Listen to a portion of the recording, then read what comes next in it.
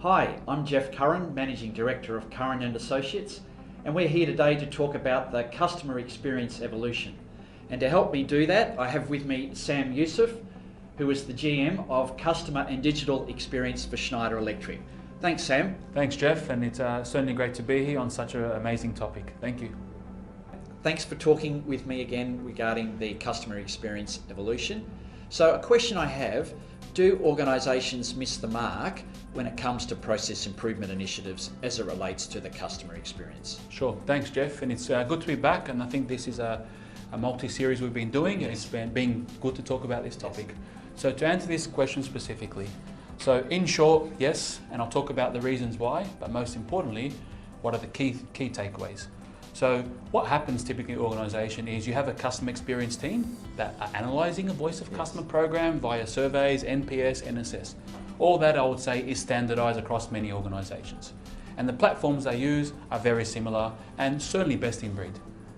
Then what you find is underneath that there are what we call CI departments, or continuous improvement, or sometimes they're referred to as operational excellence, but sometimes they're even two separate departments.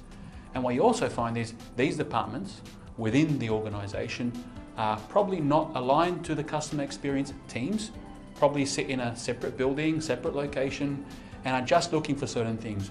What you also find is they're probably working on the same thing, but actually don't even know they're working on the same thing. Yes. So that's, I would say, problem statement number one.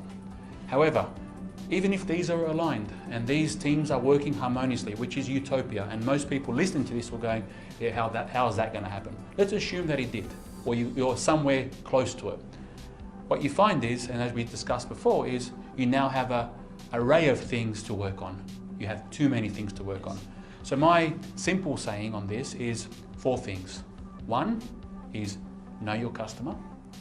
2, hear the voice of the customer through the voice of customer programs. 3, and this is a challenging one, is define the vital few. Yeah. What I mean by that is don't work on 30, 40, 50 things at once. Define the vital few that's important for the customer, not for your KPIs. Right. And the 4th one, and a lot of organisations struggle with this probably because of the symptoms of problem statement number 3, is execute and sustain.